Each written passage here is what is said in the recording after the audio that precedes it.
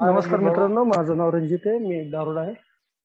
हाय हाय, परमेश्वराची कृपा आहे. हा रणजित. सकाळपासून दारू नाही पिलो मित्रांनो. हाय हाय.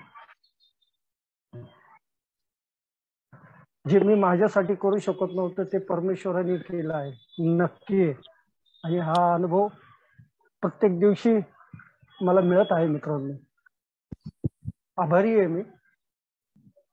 खरंच ह्या जीवनामध्ये मी खरोखर एक भाग्यवान व्यक्ती आहे की मला अल्कोहोलिक अनोनिमस सारखी एवढी सुंदर फेलोशिप मिळाली. फेलोशिप तर मिळाली, पण फेलोशिप मधले मित्र, माझे बांधव, माझ्यासारखे समदुःखी असलेले, माझ्यापेक्षा जास्त कमी जीवनामध्ये वाताहत करून आलेले असे लोक मला मिळाले, माझ्याच विचारांसारखे. आणि ते मला भावलं, मला ते आवडलं की हो राव, ह्या जगामध्ये मी एकटा समजत होतो स्वतःला. मला वाटायचं की ह्या जगामध्ये माझं कोणी नाहीये. एकटेपणाची भावना प्रचंड त्रासदायक ठरत होती. आणि खूप कमी वयापासून ह्या एकटेपणाच्या भावनामध्ये मी जीवन जगलेलो आहे. आजचा जो विषय आहे, माझी इच्छा आणि परमेश्वराची इच्छा, हे समजण्याची पात्रताच माझ्यामध्ये नव्हती, ते ज्ञानच नव्हतं. आज कधी कधी विचार करतो की अगर मला ही अल्कोहोलिक अनोनिमस फेलोशिप मिळाली नसती तर माझा अंत कसा झाला असता. स्पष्ट उत्तर आहे त्याचं की असंच दिशाहीन जीवन जगत राहिलो असतो. जीवनामध्ये काही उद्देश नाही, कुठं जायचंय, कुठं थांबायचंय, नक्की ह्या जन्मी मी मनुष्य म्हणून जन्म घेतलाय, पण नक्की मला काय करायला पाहिजे, माझं ध्येय काय, हेच कळालं नसतं. आणि असंच मातीमध्ये विलीन झाला असतो. बरंच वर्ष ह्या भावनेमध्ये होतो की माझ्या जगण्याला काय अर्थच नाहीये, माझ्या जगण्याला काही उद्देशच नाहीये.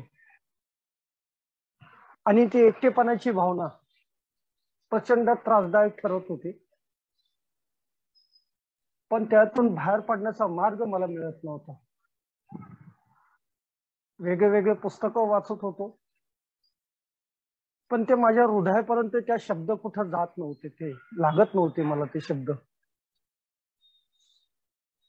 दारू आली जीवनामध्ये, विचार केला नव्हता की दारू एवढ्या टोकाच्या भूमीकडपर्यंत मला घेऊन जाईल, तो प्रवास एवढा माझा खालच्या थरापर्यंत जाईल. हे माझं दुर्दैव आहे की अल्कोहोलिक अनोनिमसच्या मीटिंग मध्ये मी योग्य वेळेला आलेलो होतो, योग्य वेळी. परमेश्वराने ते नियोजन माझ्यासाठी एकदम अचूक करून ठेवलेलं होतं. त्याचं काही नियोजन होतं ते परमेश्वराचं. कधीही पेपर न वाचणारा रणजित 2007च्या जुलै महिन्यामध्ये पेपर काय वाचतो, आणि त्या पेपरमध्ये अल्कोहोलिक अनोनिमसची बातमी काय वाचतोय, आणि कुतूहलपूर्वक ती मीटिंग ही काय असते, नक्की अल्कोहोलिक अनोनिमस काय आहे हे पाहण्यासाठी त्या मीटिंग मध्ये येतो काय, बसतोय, ऐकतोय, बांधवांचे अनुभव काय ऐकले. आजारांच्या बाबतीमध्ये आयुष्यामध्ये पहिल्यांदा मला कानावर शब्द पडले की दारू पिणे हा एक आजार आहे. त्या मीटिंग मध्ये, पहिल्या मीटिंग मध्ये मला एवढं तर काही कळालं नाही आजाराच्या संदर्भात. मगाशी सांगितल्याप्रमाणे एकलकोंडा राहण्याची सवय, त्यामुळे पहिल्या मीटिंगलाही मी कोपऱ्यामध्ये जाऊन बसलो आणि माझा परिचय मी कोणालाही दिला नव्हता. मी घाबरलेल्या अवस्थेमध्ये येऊन बसलेलो होतो अल्कोहोलिक अनोनिमसच्या मीटिंग मध्ये. आत्मविश्वास दारूने बऱ्याचशा प्रमाणामध्ये काढून टाकलेला होता. पण त्या मीटिंग मध्ये नक्की चमत्कार घडला. त्या पहिल्या मीटिंग मध्ये एवढं मात्र मला नक्की कळालं, मला जो त्रास आहे, मला जो वेदना होता, ते माझ्या स्वतःच्या विचारांचा, दुसऱ्यांच्या वागणुकीचा जो मला त्रास होतोय, जो वेदना होतात, ह्या लोकांना चांगल्या प्रकारे कळलेला आहे माझा त्रास काय आहे आणि मी असा का वागतो, मला का दारू प्यावी लागते, इच्छा नसतानाही मला एवढा ब्लॅकआउट होईपर्यंत मला का दारू प्यावी लागत होती. कारण की माझ्या भावना मला कधीच व्यक्त करता आलेल्या नाही, मी करूच शकलो नाही कधी. प्रचंड भित्र स्वभाव, लहानपणापासूनच भित्र स्वभाव असल्यामुळे जास्त कोणामध्ये मिसळून न राहणारा, कोणाशीही जास्त जवळीक न साधणारा, जास्तीत जास्त लोकांपासून दूर कसं राहता येईल हा विचारांमध्ये सतत.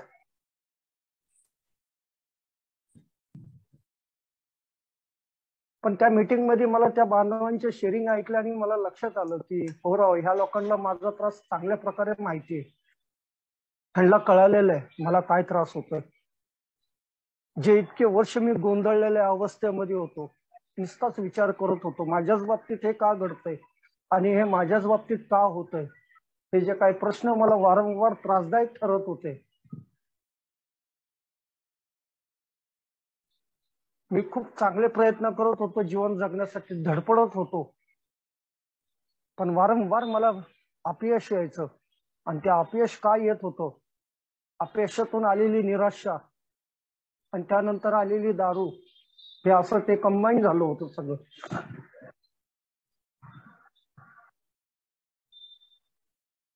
मीटिंग सुटल्यानंतर घरी आलो आणि मनाशी निश्चय केला की राव, ही मीटिंग खरंच चांगली.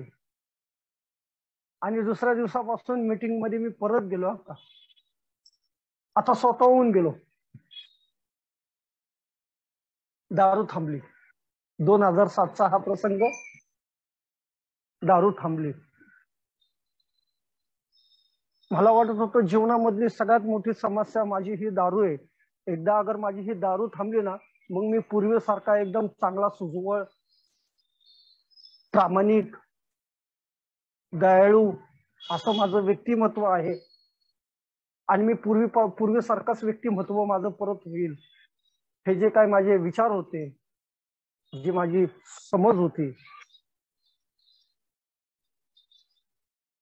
त्याप्रमाणे माझी दारू तर थांबली. आणि नंतर मग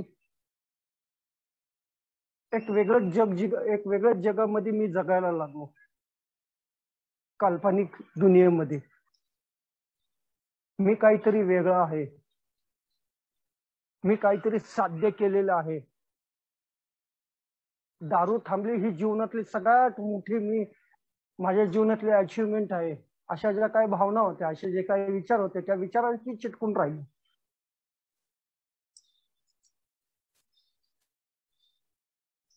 थोड्याच महिन्यानंतर परत माझ्या आतला जो काही मूळ स्वभाव जो आहे तो जागृत झाला. आणि तो जागृत झाल्यानंतर तो सगळीकडे तसाच वागायला लागला, घरामध्ये, बाहेरच्या ठिकाणी, कामाच्या क्षेत्रात. आणि त्याचं समर्थनही मी देत असायचो स्वतःलाच की हो, मी योग्य आहे, मी बरोबर आहे, मी करतोय ते एकदम ठीकठाकच आहे. 4 पुस्तकं वाचले. अल्कोहोलिक अनोनिमसच्या पहिल्याच मीटिंग मध्ये मला पुस्तकं मिळालेली, त्यामुळं बिग बुक वाचून काढलं, सगळं 12x12 वाचून काढलं.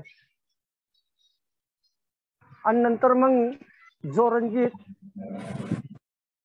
दारू थांबवण्याच्या ह्या इच्छेने आला होता की दारू ही थांबली पाहिजे राव, कुठंतरी थांबली त्याची दारू.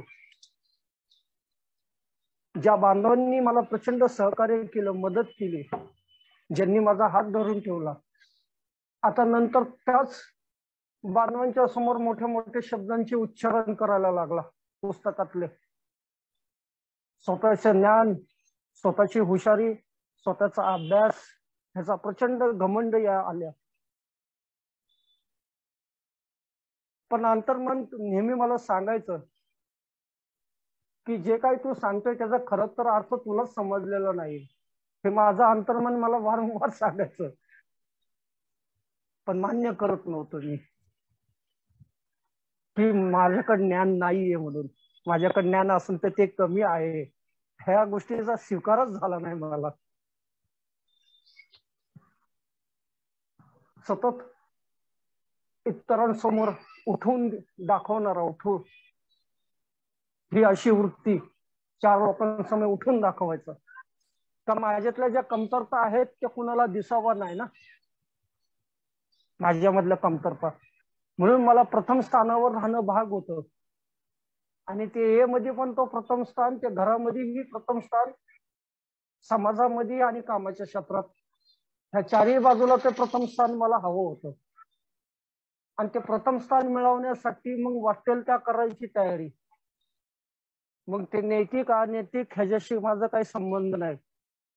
मला जे वाटते तेच योग्य, अशी ही एक चुकीची भावना, चुकीची समज करून घेतलेली.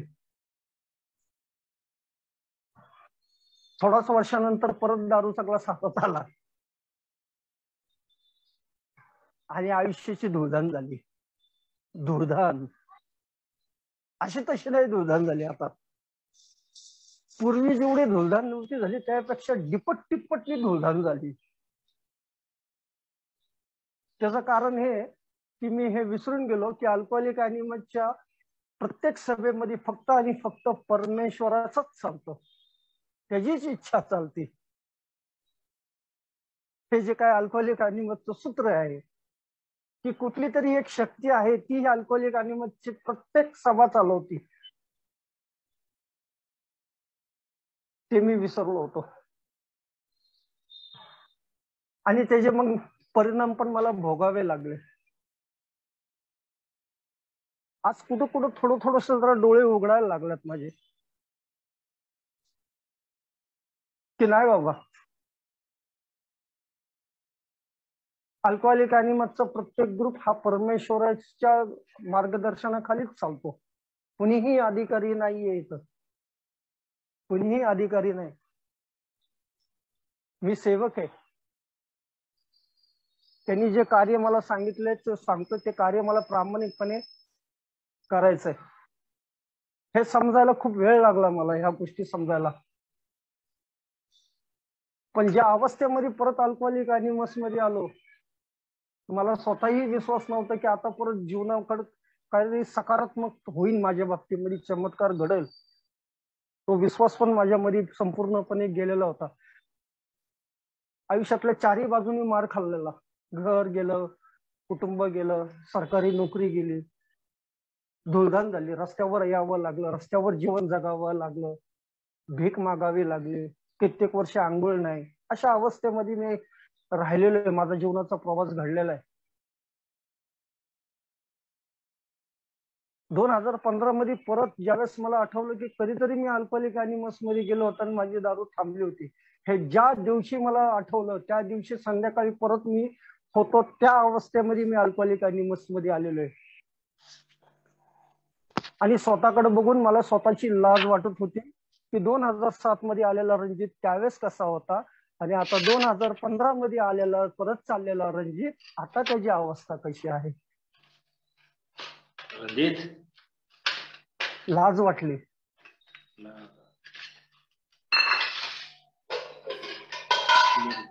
हॅलो,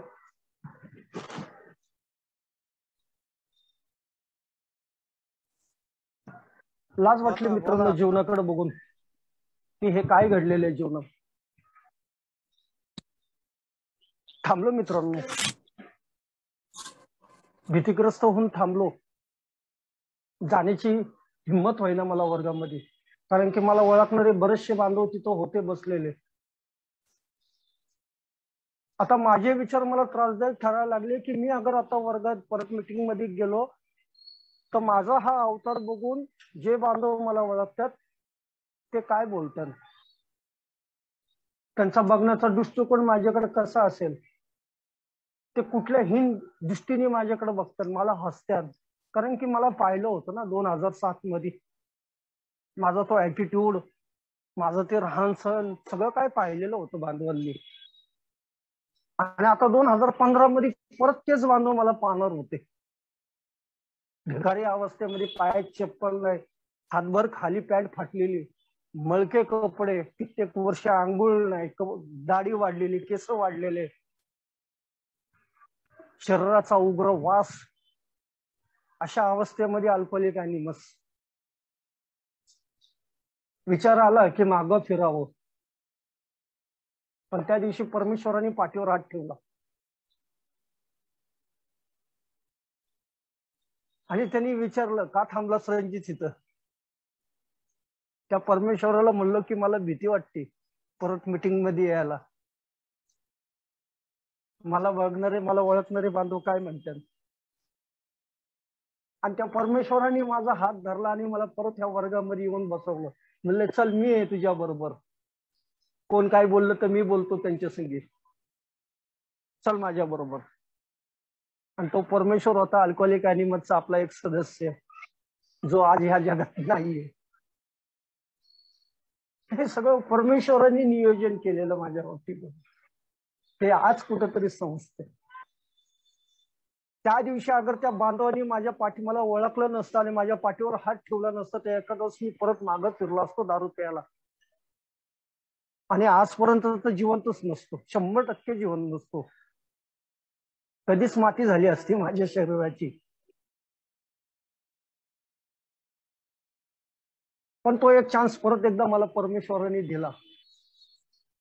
आणि मीटिंग मध्ये बसल्यानंतर आतून एक आवाज आला, अरे हे लोक सांगतात ना रणजित, संपूर्णपणे सोपो, संपूर्णपणे सोपो, चांगलं होईल.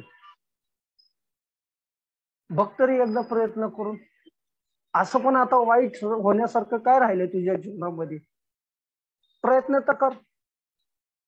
आणि तो मनाचा झालेला निश्चय प्रामाणिक की आता काहीही होऊ, आता अल्कोहोलिक आणि मस्वर सुकून द्यायचं, जे होईल ते होईल.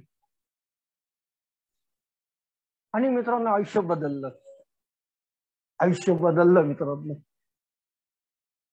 जो रणजित स्वतःचीच चालवणारा, हेकडी स्वभावचा, कुणाचाही ऐकून न घेण्याची वृत्ती, स्वतःचा अहंकाराला जपणारा, पालन पोषण करणारा, स्वतःच्या चुका कुणाला न दिसावं म्हणून धडपडणारा, तोच रणजित कसा काय ऐकून घ्यावा लागला, कसा काय अल्कोहोलिक अॅनिमसला सोपवलं नाही माहिती मित्रांनो. पण सोपवलं. एक नक्की लक्षात आलं मीटिंग सुटल्यानंतर की मी जिवंत आहे. ह्या गोष्टीची जाणीव झाली की अरे मी एवढं होऊन पण मी जिवंत आहे. मी अल्कोहोलिक अॅनिमसच्या मीटिंग आपल्या बांधवांमध्ये, ही जाणीव मला त्या दिवशी परत एकदा झाली, अरे मी जिवंत आहे. कारण की मी ज्यावेळेस आलो त्यानंतर असे 4-5 मेंबर मी पाहिले जे अल्कोहोलिक अॅनिमसचा मॅसेज मिळाला, अल्कोहोलिक अॅनिमसचे काही वर्ष मीटिंग केल्या, परत दारू त्यांच्या जीवनात आली आणि ह्या जगात आज नाहीयेत. त्यांच्या अंत्यसंस्काराला मी होतो मित्रांनो.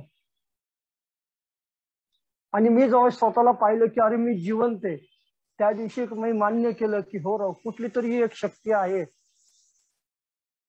तिने मला जिवंतच नाही ठेवलं तर परत मला अल्कोहोलिक अॅनिमसच्या ह्या मीटिंग मध्ये आणून सोडलेलं आहे. आता ही संधी सोडायचं नाही. तो मी हात धरून ठेवला.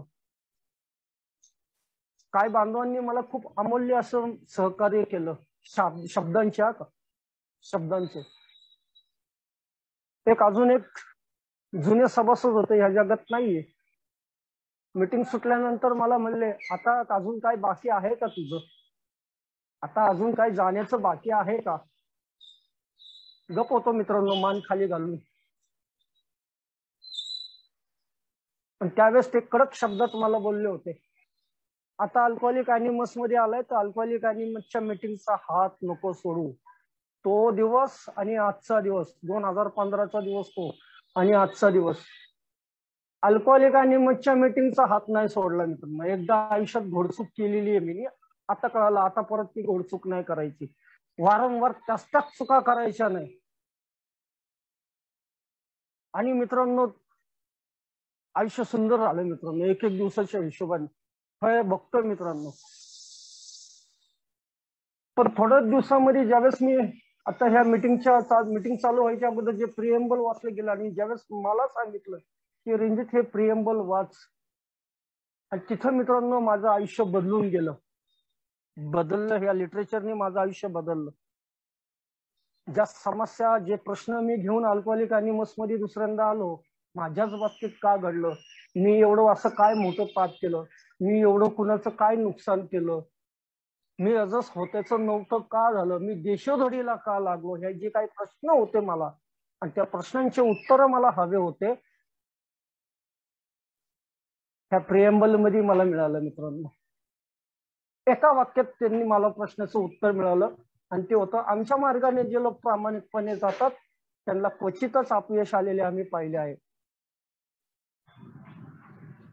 आमच्या मार्गाने जे लोक प्रामाणिकपणे जातात त्यांना क्वचितच अपयश आलेले आम्ही पाहिले.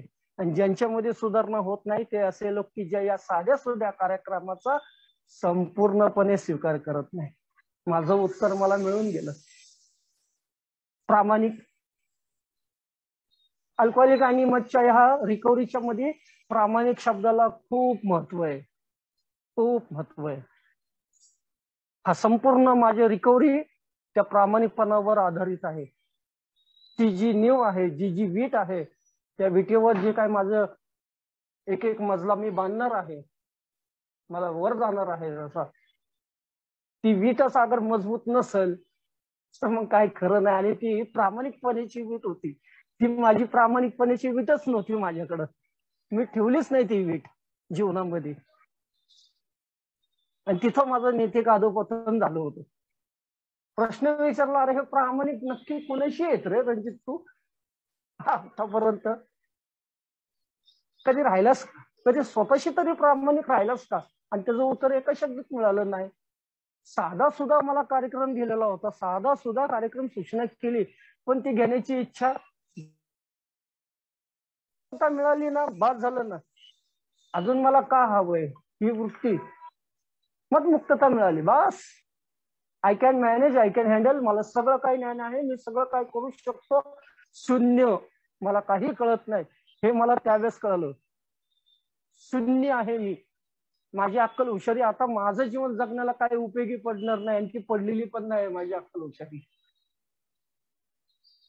पण ह्या 100 लोकांनी जे काही मला दाखवलेला मार्ग आहे, त्या मार्गावर अगर मी चाललो, आचरणात आणण्याचा प्रयत्न केला, तर नक्की माझं मी योग्य ट्रॅकवर एक जो मार्ग मला मिळेल, जीवनाचा सूर मला सापडेल, जो माझा सूर हरवलेला आहे आयुष्यामधला, तो सूर मला सापडेल.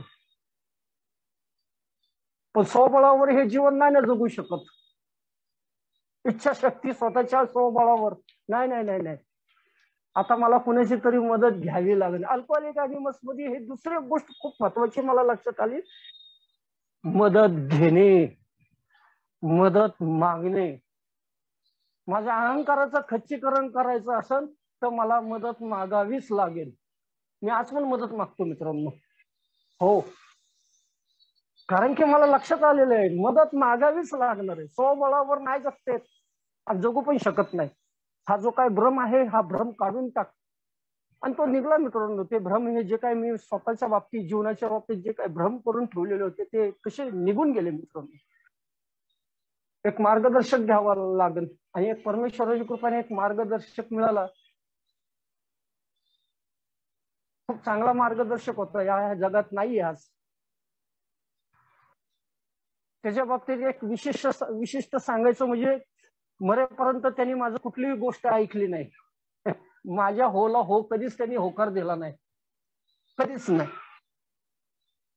प्रत्येक कुठलीही समस्या त्याच्याकडे घेऊन गेलो की तो एका शब्दात मला उत्तर द्यायचं, तू जे सांगतोयस, तू जे म्हणतोयस, माझ्या दृष्टीने त्याला शून्य किंमत आहे. प्रचंड राग यायचा. आता माझी इच्छा आहे ना, मी माझ्या समस्या घेऊन जातोय, माझे प्रॉब्लेम शेअर करतोय, आणि तो समोरचा व्यक्ती म्हणतोय, अरे तुझ्या इच्छेला, तू जे सांगतोय त्याला काहीच महत्व नाहीये. हे कित्येक वर्ष मी आमच्यामध्ये हे संवाद चालायचे. प्रचंड राग यायचा, अस्वस्थ व्हायचो, अहंकार उफळून यायचा, राग यायचा. कधी कधी असेही विचार आले की राव, मी मार्गदर्शक निवडायला चूक केली का काय, तो माझं काहीच ऐकत नाही, मला महत्वच देत नाही राव, माझं ऐकूनच घेत नाही. तो सरळ म्हणतो, तू जे सांगतो त्याला शून्य किंमत आहे.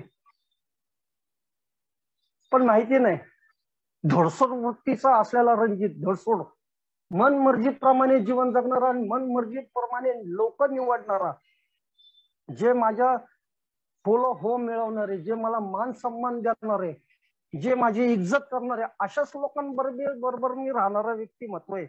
आणि असेच लोक मला जीवनामध्ये आवडायचे, जे माझी वाह करायचे. पण माझ्या चूक ते कधी दाखवत नव्हते, आणि ज्यांनी माझ्या चुका दाखवल्या की मी त्यांना माझ्या आयुष्यातून काढून टाकायचो. जे माझे कमीपणा दाखवायचे, माझ्या चुका दाखवायचे, मी त्यांना काढून टाकायचो. परत मी त्यांचं नाव घेत नव्हतो. चांगले मित्र मी तोडलेले आहेत ह्या स्वभावामुळं. पण ह्या बाबतीमध्ये नाही घडलं मित्रांनो. माहिती नाही आमच्या दोघांची दोस्ती कशी टिकली, पण आमच्या दोघांची एक अंडरस्टँडिंग एवढी चांगली झाली मित्रांनो, एक बॉन्डिंग एवढी जबरदस्त झाली मित्रांनो. जसं जसा हा प्रवास माझा सुरू झाला,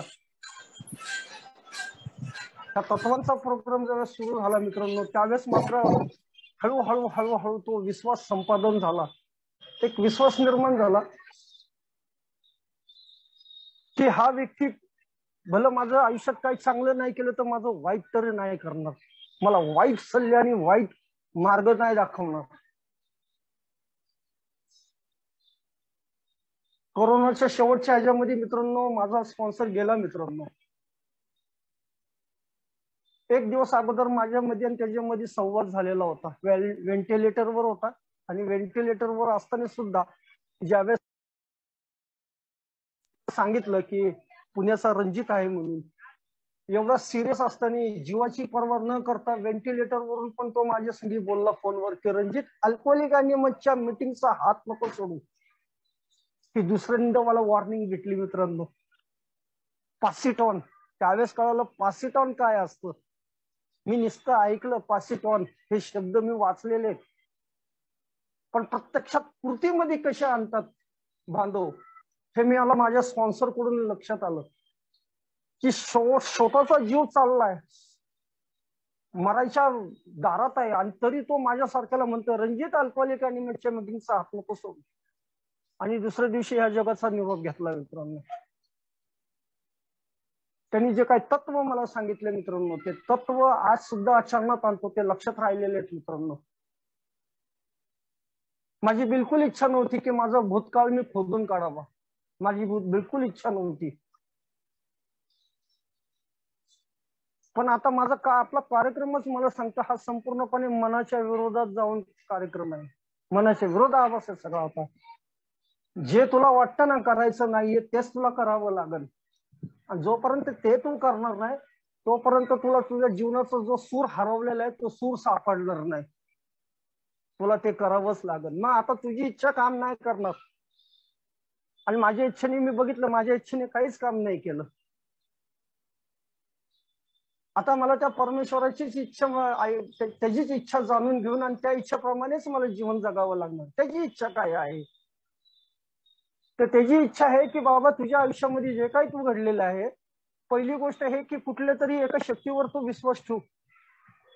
का मला माझ्या स्वतःवर प्रचंड विश्वास होता ना, प्रचंड. मला मान्य करावं लागलं की माझ्यासमोर माझ्यापेक्षा पण कुठली तरी एक उच्च शक्ती आहे, जिने नुसतंच मला दारूपासून नाम नाही ठेवलेलं तर मला जिवंत ठेवलेलं आहे. मला एक नवी दुसरं आयुष्य परत एकदा जगण्याची संधी दिलेली आहे. की माझ्या इच्छेने तर मी इतकी प्रचंड दारू पिलो की मला जगायचंच नव्हतं. मृत्यूच्या दारातून मी आलेलो आहे व्यक्ती. माझी इच्छा, रस्त्यावर राहून जीवन जगत होतो, रस्त्यावर दारू पित होतो, रस्त्यावर झोपत होतो. माझी इच्छा, अगर त्या परमेश्वराची इच्छा माझ्यावर नसते ना, त्याची कृपा नसते ना, त्या एखाद्याच दारू पिऊन रस्त्यावर झोपलो असतो ना, कधीतरी कुणीतरी माझ्या डोक्यामध्ये रात्रीचं डोक्यामध्ये दगड पण टाकला असता मित्रांनो, मारून टाकला असतं. 3 वर्ष रस्त्यावर राहिलेला व्यक्ती आहे, मग त्याचा सांभाळ कुणी केला, कुणी वाचवलं, कुणी सुरक्षित ठेवलं. मी तर दारू पिऊन बेहोश होऊन पडत होतो. मला माझीच शुद्ध नव्हती. मी कुठं पडतोय, मी काय करतोय, मी कसा जगतोय, मी माझीच शुद्ध हरपलेलो. पण तरीही एवढ्यातून पण कोणीतरी माझं संरक्षण करत होतं. आणि केलं. म्हणून मला मान्य करावं लागलं की राव कुठली एक उच्च शक्ती आहे जिने मला दारू पिण्याच्या काळात पण माझं संरक्षण केलेलं आहे, आणि आता पुढे पण तीच माझं आयुष्य काहीतरी घडवणार आहे, तीच माझं आयुष्य मला सुरळीत मार्ग दाखवणार आहे. मला दुसरे लक्षात आलं की मी परमेश्वर तो त्यावेळेस पण माझ्या बरोबर होतो, पण मी होतो का त्याच्याबरोबर? आज पण आहे माझ्या बरोबर तो, मी आहे का त्याच्याबरोबर? आता मला त्याचा हात धरावा लागेल आणि त्याची इच्छा काय आहे माझ्यासाठी ती पहिली मला ओळखावी लागणार आहे, ती समजून घ्यावी लागणार आहे. काय इच्छा आहे त्या परमेश्वराची? फक्त मी मदमुक्त राहावं ही काय परमेश्वराची इच्छा आहे का? नाही मित्रांनो, माझ्या बाबतीत ते नव्हतं होत मित्र. पुढे जाऊन ह्या कार्यक्रमांनी मला दाखवून, ह्या तत्वांनी दाखवून दिलं की अरे बाबा रे, पहिलं तुझ्या आयुष्यातले जे नैतिक अधपतन घडलेले आहे ते का घडलेले आहे एकदा त्याच्याकडे बघ तरी, त्या भूतकाळाकडे जे इतके वर्ष ते दाबून ठेवलेले आहे, कुणालाच सांगितलं नाही, ते उजाडात कधी आणलेलंच नाहीये. त्याच्यामुळं तुझ्या राग, तुझ्या भीत्या हे सगळं तुझं डोळे उजड झालेले आहेत, तुझं जीवन असह्य केलेलं आहे, तुला जीवन जगणं मुश्किल झालेलं आहे त्याच्यामुळं. आणि म्हणून तू सैरा वेरा वेडासारखा तू दारू पिऊन धुमाकूळ घातलेलं आहे जीवनामध्ये. बघ एकदा त्या भूतकाळाकडे काय नक्की काय दडले काय त्याच्यामध्ये. आणि ती ज्यावेळेस चौथी पायरी मी खोदून काढली मित्रांनो, त्यावेळेस एक एक दोष मला दिसले, माझ्या नजरेत दिसायला लागले. नक्की exact nature of my problem, नक्की मूळ समस्या माझ्यामध्ये काय आहे आणि का माझं एवढं आयुष्य देशोधडी लागलं का? माझे असलेले स्वभाव दोष, माझ्यामध्ये असलेले चारित्र दोष, माझं जीवन त्यांनी चालवत होते, ते हाताळत होते इतके वर्ष. मी त्यांचा गुलाम झालेलो होतो, माझ्या स्वभाव दोषांचा मी गुलाम होतो, गुलाम. आणि मी म्हणून त्यामुळं दिशाहीन जीवन झालं माझं, मला जीवनाचा सूरच सापडला नाही. माझ्यामधले असलेला अहंकार, माझ्या भीत्या, माझी लैंगिक समस्या ह्या सर्वस्व प्राधान्य होतं माझ्या जीवनामध्ये. त्यामुळं मला समजूनच आलं नाही ह्या गोष्टी कधी, आणि हे मला खूप जड झालं मित्रांनो, असंही झालं. आता मला कोणाशी तरी बोलावं लागणार, आणि त्यासाठी मित्रांनो मार्गदर्शक होता. आयुष्यभरातलं जे काही चुका केलेल्या होत्या मित्रांनो, एकदाची सगळी चुकांची कबुली देऊन टाकली मित्रांनो, परमेश्वराला साक्ष ठेवून आणि स्पॉन्सरला साक्ष ठेवून 5व्या पायरीची सगळी कबुली देऊन टाकली. तंत तंत कबुली दिली मित्रांनो, तंत तंत. बारीक सारीक ज्या काही चुका घडलेल्या होत्या त्या सगळ्या चुकांची कबुली दिली मित्रांनो. आणि त्याचा प्रत्यय असा आला की 5 वाजता ज्यावेळेस माझी 5वी पायरी संपली, आम्ही चहा प्यायला ज्यावेळेस बाहेर चाललो होतो, त्यावेळेस मित्रांनो माहिती नाही असला कुठला मला खजिना सापडला किंवा आनंद झाला होता. मी रस्त्यावर नाचत होतो मित्रांनो 5 वाजता, आणि माझा स्पॉन्सर माझ्याकडे फक्त बघत होता.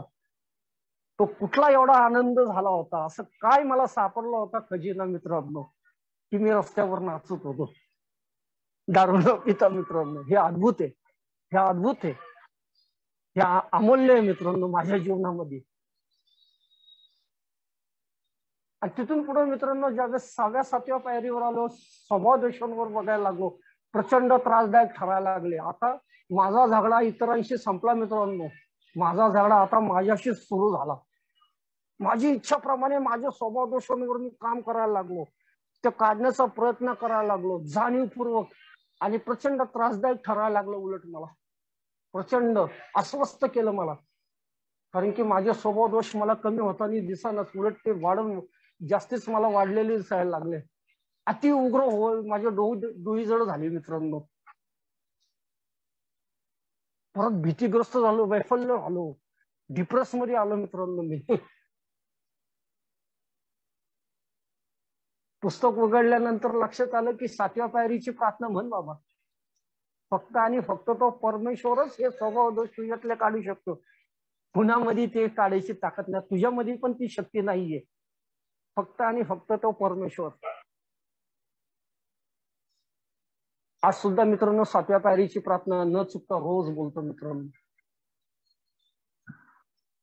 स्वतःचा प्रत्यय आलेला आहे मित्रांनो. पाहतो मी त्या ज्या बायकोला कधी बायकोच समजलेलो नाहीये, ज्या भावांना भावच समजलेलो नाहीये, बहीण आहे, लहानाचं मोठं केलं, आई काय असती माहिती नाही, म्हणजे आपलं कुणाला समजलेलंच नाही मित्रांनो.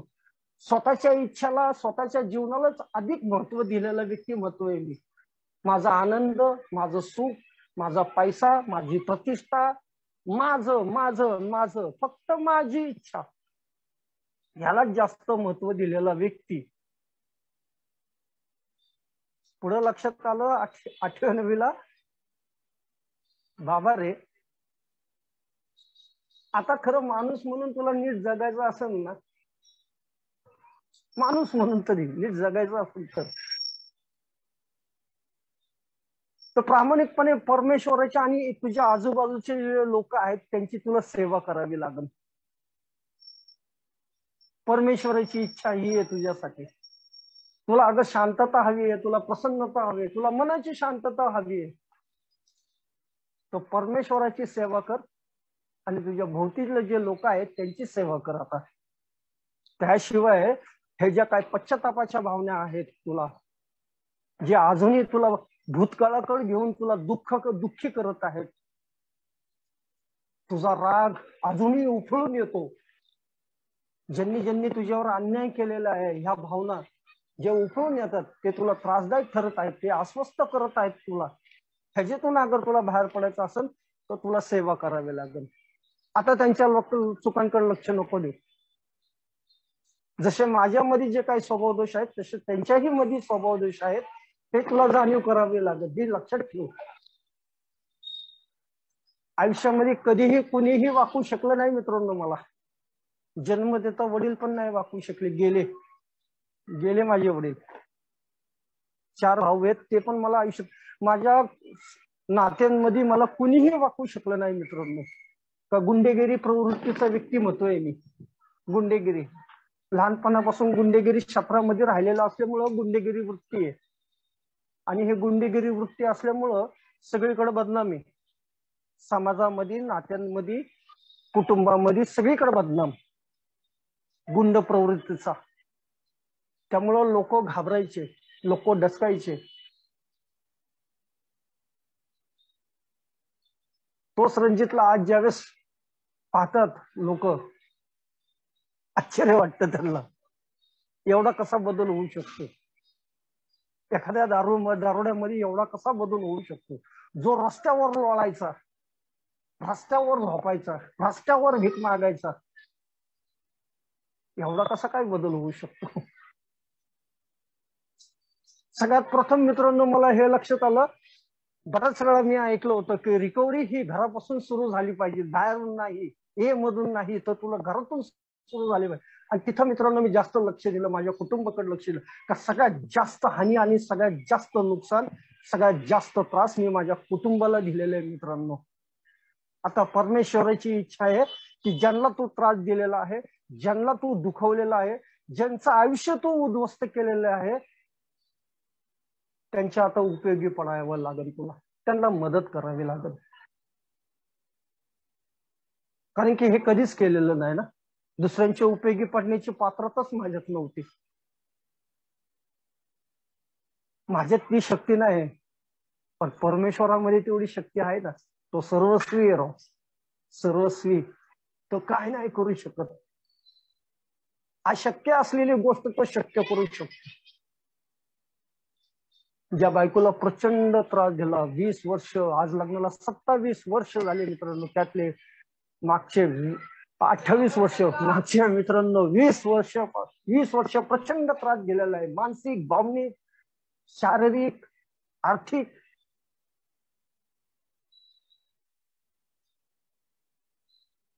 मागच्या 8 वर्षापासून मित्रांनो तिला त्रास नाही दिला मित्रांनो, नाही मित्रांनो. माझ्यावर परमेश्वराची एवढी कृपा आहे मित्रांनो. शब्दाला शिवी देणारा मी व्यक्ती आहे. शब्द माझ्या तोंडून शब्द नंतर पडायची, पण पहिली शिवी पडायची मित्रांनो. मी शिवीशिवाय माझ्या बोलताच येत नव्हतं, असं माझं ते माझा स्वभाव झाला होता मित्रांनो. पहिली शिवी देणार आणि मग काय बोलायचं असेल ते बोलणार. घरात पण तसाच, बाहेर पण तसाच, कामाच्या ठिकाणी पण तसाच होतो मित्रांनो. सगळ्यात प्रथम कृपा माझ्यावर परमेश्वराची झाली की आज कित्येक वर्ष झाले मी शिवी नाही दिली मित्रांनो. ना घरात पण दिली नाही, ना बाहेर पण देत नाही मित्रांनो. आणि आज जो व्यवसाय करतो त्या व्यवसायात पण मित्रांनो शिवीचा प्रयोग बंद झाला मित्रांनो. हे माझ्यासाठी खूप चमत्कार आहे. आज बायकोला बायको समजायला लागलो, अरे ही बायको आहे माझी राव, ही नसती तर मी आज जगूच शकलो नसतो. नव्या पायरीने दाखवून दिलं मला की आता नुकसान भरपाई ही करावीच लागणार आहे तुला. माझा स्पॉन्सर मला नेहमी एक वाक्य बोलायचं जे आज सुद्धा लक्षात आहे. नव्या पायरीला ज्यावेळेस मी आलो त्यावेळेस तो म्हणायचा, रणजित अल्कोहोलिक अनिमसचा जो कार्यक्रम आहे, 12 पायऱ्यांचा तत्वांचा जो कार्यक्रम आहे, हा काही साध्य करण्याचा नाहीये, तर हा संपूर्णपणे त्यागाचा कार्यक्रम आहे. Sacrifice sacrifice and sacrifice. तुला सॅक्रिफाईस करायला जमलंच पाहिजे. सॅक्रिफाईस करायला जमतंय का तुला? का आतापर्यंत तू कधी सॅक्रिफाईस या शब्दांच्याच पासून पळवाटा शोधलेला आहे? फक्त साध्य आणि साध्य, मला कसं मिळेल आणि अजून कसं मिळेल आणि अधिक कसं मिळेल, हीच तर तुझी इच्छा. ह्याच इच्छातून जीवन ओळशी बळगुळून जीवन जगलेलं आहे. सोडावं लागेल रणजित, त्याग करावा लागतो रणजित, त्याग. सॉव्हरेटी अशी टिकत नाही, त्याग करावा लागेल. त्याग जमतोय का ते त्याग करायला? मित्रांनो मी बोल बच्चन या आले, बोलायला लय हुशार आहे, पोपट आहे मित्रांनो. ह्या कार्यक्रमाने मित्रांनो बदलून टाकलं. Action and more action. कृतीशिवाय श्रद्धा मृत्यूवत आहे. मला लक्षात आलं, नुसतंच बोलून काय होणार नाही. वागता येतंय का? प्रत्यक्षात तसं वागलं आलं पाहिजे. आणि ती परमेश्वराची इच्छा आहे. आता ज्या मुलाला दारू पिण्याच्या नशेमध्ये मित्रांनो मी मारून टाकण्याचा प्रयत्न केला होता, तो 23 वर्षाचा मुलगा आहे मित्रांनो. बेड स्लीप हँडिकॅप आहे. वारंवार मी माझ्या प्रत्येक शेअरिंग मध्ये सांगत असतो, काय माझ्या जीवनाचे आधी भाग्य आहेत मित्रांनो, रिअलिटी आहे. इतका भाग्यवान आहे त्या 23 वर्षाच्या मुलाची दाढी करायची संधी मला परमेश्वराने दिलेली आहे. ही सेवे करायची संधी मला उपलब्ध करून दिली मित्रांनो. काय मला वारंवार त्या भावना त्रासदायक ठरत होत्या की मीच माझ्या पोराचा मारून टाकण्याचा प्रयत्न केलेला आहे. अपराधी आहे मी माझ्या मुलाचा. अपराधीपणाची भावना मला अस्वस्थ केलं होतं मित्रांनो. लिव्हिंग अमेंड्स रोजच्या रोज कराव्या लागतात. इच्छा असून येतं नसो. आता माझ्या इच्छेला काही महत्व राहिलं नाही. आता ही परमेश्वराची इच्छा आहे. ज्या लोकांचे नुकसान केलंय, ज्या लोकांना त्रास दिलेला आहे, त्या लोकांची तुला आता भरपाई करावीच लागेल. आणि का करायची? तुला अगर दारू नसेल प्यायची तर तुला हे करावं लागेल. नाही तर मग दारू समर्थ आहे, नसेल प्यायची तर हे करावं लागेल. आता माझी इच्छा काम नाही करत मित्रांनो, आता परमेश्वराचीच इच्छा काम करते. मला रोज वाटतं की सकाळी सकाळी धंदा असतो. मी आता सध्या टेम्पो चालवतो, एक छोटा मोठा व्यवसाय आहे माझा, टेम्पो चालवतो, ड्रायव्हर आहे मित्रांनो मी. रोज सकाळी भाडे असतात मित्रांनो. सकाळी सकाळी लवकर गेलं तर दुपारपर्यंत 2 पैसे कमावता येतात मित्रांनो. खूप इच्छा आहे मित्रांनो की सकाळी 8 वाजता घर सोडावं, भाडे करावे, 4 पैसे कमावे, दुपारपर्यंत घरी यावं, घराला हातभार लागल, आर्थिक ह्याला हातभार लागल. ही माझी इच्छा आहे मित्रांनो. पण किती हे सत्य असलं तरीही मित्रांनो माझ्या इच्छेप्रमाणे मला ते नाही करू शकत, मला ते जीवन नाही जगता येत मित्रांनो. जोपर्यंत माझ्या मुलाचं कार्य मी करत नाही, रोजचं रोज जे काही ते रोजचं आहे त्याच ते करता करताच मित्रांनो मला सकाळचे 12 वाजतात.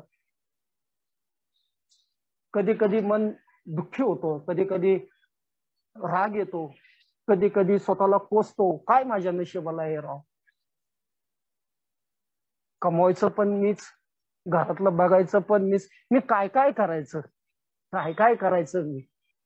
माझ्या इच्छेला काय महत्व आहे का नाही, माझ्या काय अपेक्षा आहेत का नाही, येतात मित्रांनो, विचार येतात. पण नंतर परत लक्षात येतं की नाही, अरे काय काम नाही करणार, हे केलेलं पण नाहीये, तुझ्या इच्छेने काहीच काम नाही झालेलं. आता फक्त आणि फक्त चालणार आहे त्या परमेश्वराचीच चालणार आहे. आणि ती आज्ञा आहे ती पाळावीच लागेल तुला प्रामाणिकपणे. त्यांनी जे नियोजन करून कार्य दिलेलं आहे ते कार्य तुला करावंच लागेल. ह्याच्यामध्ये आता ऑप्शनच नाही तुझ्याकडं. करतो मित्रांनो. स्वतःचा त्याग करणे नव्हतं जमत, आता जमतं मित्रांनो. बरंच वर्ष करतोय मित्रांनो या गोष्टी. ज्या भावांना मारून टाकण्याचा प्रयत्न केला, ज्या प्रॉपर्टीसाठी मी एवढा वाद घातला, प्रॉपर्टीसाठी,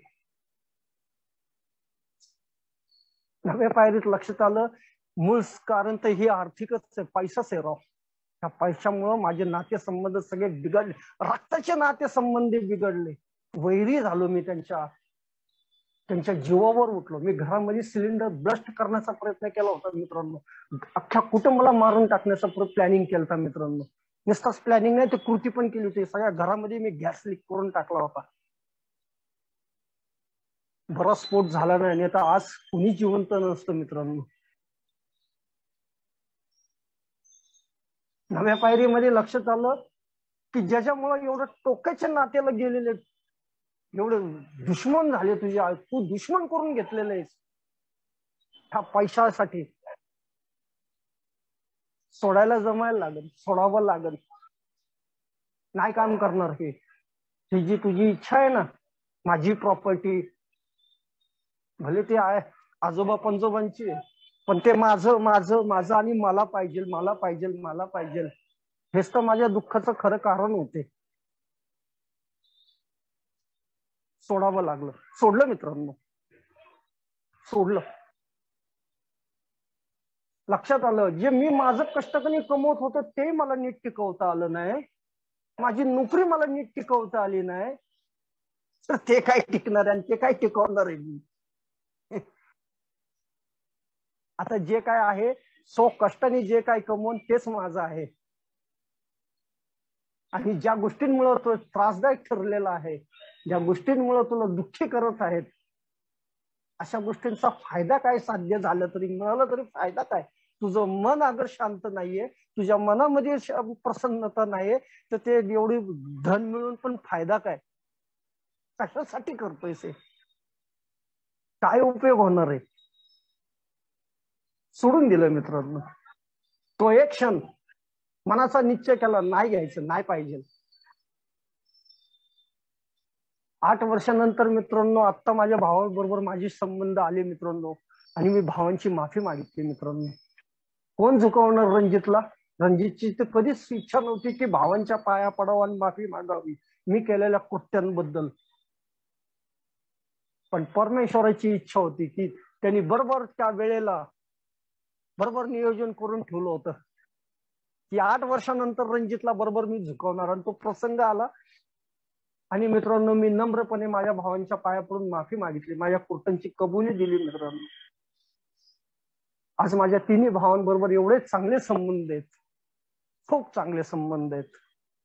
पूर्वी पण होते मित्रांनो, आज पण संबंध चांगले आहेत. पण नव्या पायरीतला एक मोठा दुवा मला सापडला, जो लक्षात आला. माझा प्रॉब्लेम संबंध जुळवणे हा कधीच नव्हते, तर जुळवलेले संबंध टिकवून ठेवणे हा माझा सगळ्यात मोठा प्रॉब्लेम आहे. हाच मोठा माझा स्वभाव दोष आहे. आता ते टिकवून कसे ठेवता येईल तुला, तुझं प्रामाणिकपणाचं माप टाकत राहा मित्रांनो. मी आज ते करतो. माझं प्रामाणिकपणाचं माप मी टाकत राहतो मित्रांनो. आता मित्रांनो मागच्या एक 15 दिवसापूर्वी भावाची माझी भेट झाली, आणि भावाने सांगितलं की रणजित काळजी नको करू, तुझा हिस्सा पण काढून ठेवला. पण मित्रांनो एवढं त्यांनी सांगितलं, आनंदाची वार्ता होती माझ्यासाठी की तुझा हिस्सा ठेवलाय आम्ही. पण मित्रांनो माहिती नाही, मी नॉर्मल होतो मित्रांनो, मला काही त्याचं वाटलंच नाही, त्या पैशाचं त्या प्रॉपर्टीचं मला काही वाटलंच नाही, ना आनंद झाला नाही ना काही नाही मित्रांनो. अद्भुत आहे हे सगळं. नाही तर मी घोड्यावर नाचणार आहे, अरे मिळालं मिळालं मिळालं, मला माझं परत मिळालं, घोड्यावर नाचणार आहे. आणि आता माझी आर्थिक परिस्थिती खूप बिकट आहे. अशा परिस्थितीमध्ये अगर मला न मागता मिळालं तर मी किती नाचायला पाहिजे. माहिती नाही मित्रांनो, मला काय त्याचा आनंद झाला नाही आणि काय नाही मित्रांनो, नॉर्मल आहे. लक्षात आलं मला फक्त आणि फक्त हा आध्यात्मिक जीवनच मला जगू शकतो, दुसरं कुणीच मला जगू शकत नाही. आणि हा आध्यात्मिक मार्ग म्हणजे परमेश्वराची इच्छा ओळखणे आणि परमेश्वराच्या इच्छेप्रमाणे जीवन जगण्याचा प्रयत्न करणे. आज करतो मित्रांनो. जीवन अनमोल आहे मित्रांनो. आज ग्रुपमध्ये सेवेची संधी मिळते, ग्रुपमध्ये सेवा करतो मित्रांनो. लक्षात आलं ना. आज ग्रुपची एक महत्वाचं जिम्मेदारी माझ्याकडे आहे सेवेचं, पण माझा रोल मला कळालेला आहे. तेवढं ज्ञान परमेश्वर मला देतो की बेट्या, त्या ग्रुपचा कितीही तू चांगल्या ह्याच्यावर असला तरी विसरू नको की खरा मालक मीच आहे. तो परमेश्वर मला सांगत असतो, तू मालक तू कधीच अधिकारी होऊ शकत नाही, खरा अधिकारी मीच आहे. ही जाणीव आज आहे ग्रुपमध्ये सेवा करताना की मी फक्त सेवक आहे, मी अधिकारी नाही. मी कुणालाही अधिकारवाणी बोलू शकत नाही ना काम सांगू शकत नाही. अगर कुठे कमतरता भासतीये, कुठं हे वाटते, तर पहिलं मी स्वतःहून ते काम करायला पाहिजे. दुसऱ्यांना सांगण्यापेक्षा, दुसऱ्यांना ते ऑर्डर देण्यापेक्षा स्वतः कर ना. करतो मित्रांनो. आज अमूल्य असं परमेश्वरांनी मला जीवन भेट दिलेले. जोपर्यंत परमेश्वराची इच्छा मी रोजच्या रोज ओळखण्याचा प्रयत्न करेन आणि प्रामाणिकपणे त्या प्रयत्न पूर्ण करण्याचा प्रयत्न करेन, तर मला आयुष्यामध्ये जे हवं नवं आहे त्याची काळजी मला करायची आवश्यकता नाही. तो परमेश्वर त्या माझ्या ज्या समस्या आहेत, ज्या अडचणी आहेत, त्या माझ्या त्यातून मला बाहेर काढतो. आमच्या आश्वासनं दिलेले आहेत 12. आर्थिक अस्तव्यस्ततेची भीती निघून जाईल. वाटत नाही मित्रांनो. आज एकेकाळी प्रत्येक महिन्याला मुलाला 10,000 हॉस्पिटलचा खर्च यायचा. 10,000 तेव्हा माझ्याकडे पैसा होता. आज माझा हातावरचं पोट आहे. आज लोक 100 रुपये मला बघायला भेटत नाही. पण 8 वर्षामध्ये एकदाही मुलाला असं दवाखान्यात घेऊन जायची वेळ नाही आली मित्रांनो. एकदाही. कित्येक वेळा मी भीतीग्रस्त झालेलो आहे की अशी अगर पूर्वीसारखी वेळ अगर आज आली तर मी कुठून आणणार आणि मला कोण देणार. पण मला परमेश्वरावर आज संपूर्णपणे श्रद्धा आहे. हो, तो आहे. माझ्या समस्या माझ्या नाहीच आहेत. आता हे सगळ्या समस्या त्याच्या आहेत. जे काही माझ्या आयुष्यात त्यांनी वाढलेलं असेल, जे काही समोर ठेवलेलं आहे, त्याचा स्वीकार करणे आणि त्याला समोर जाणे, आणि समोर जाण्याची ताकद पण तो परमेश्वरच मला देणार आहे. म्हणून तर आम्ही 11व्या पायरीला म्हणलो ना, प्रार्थना व ध्यान यांच्या सहाय्याने आम्ही मानत असलेल्या परमेश्वराबरोबर आता संबंध जाणीवपूर्वक वाढवायचा आहे. मला अजून आवश्यकता आहे आता परमेश्वराची, आणि त्याची इच्छा माझ्यासाठी काय आहे हे जाणून घेण्यासाठीच ती इच्छा अंमलात आणण्याची शक्ती मिळावी. शक्तीचा अभाव आहे माझ्यामध्ये, आता मला ती शक्ती हवी. शक्ती मिळवण्यासाठीच त्याची प्रार्थना केली. आज माझी प्रार्थना परमेश्वराची इच्छा काय आहे हे जाणून घेण्यासाठी प्रार्थना मला करावी लागते. माझी इच्छासाठी प्रार्थना नाही करायची. मला लक्षात आलं, मी आयुष्यभर माझ्या इच्छांसाठी परमेश्वराला प्रार्थना केलेली. मला हे दे, मला ते दे, मला ते पाहिजे, मला हे पाहिजे. पण मी कधीही हा जो शोध घेतला नाही की परमेश्वराची काय इच्छा आहे माझ्या बाबतीमध्ये, त्याला काय हवं, त्याला काय वाटतं माझ्या बाबतीत, त्याला काय घडवायचंय माझ्या जीवनामध्ये, हे कधीही जाणून घेण्याचा न प्रयत्न मला मी दुःखी होतो आयुष्यामध्ये. मला एकेकाळी सगळं काही भौतिक सुख होतं, पण मी तरी दुःखी होतो. आज माझ्याकडे नाहीये पण मी सुखी आहे. मनाची श्रीमंतता नक्कीच आहे माझ्याकडे. आज कधी कधी एक शेवटचं वाक्य सांगतो आणि थांबतो अनुभव, की आज बायको बरंच वेळा म्हणत असते की एकेकाळी तुमच्याकडे एवढं काय सगळं वैभव होतं पण आम्हाला सुख नव्हतं. आज तुमच्याकडे काही नाहीये पण आम्हाला सुख आहे. हे कसं काय? आणि मग लक्षात येतं की जे मी माझ्यासाठी करू शकत नव्हतं ते परमेश्वर माझ्यासाठी करत आहे. आश्वासनामधले शब्द आठवतात. खरंच आहे राव, जे मी माझ्यासाठी कधीच करू शकलो नाही, पण परमेश्वराने हे माझ्या बाबतीमध्ये करून दाखवलं. हे सत्य आहे. मला बोलायला संधी दिली, आपण लोकांनी ऐकलं. यवतमाळ ग्रुपचा मी खूप आभारी आहे. अगर माझ्या बोलण्यामधून काही चुका झाल्या असेल तर लहान भाऊ म्हणून मला क्षमा करावी.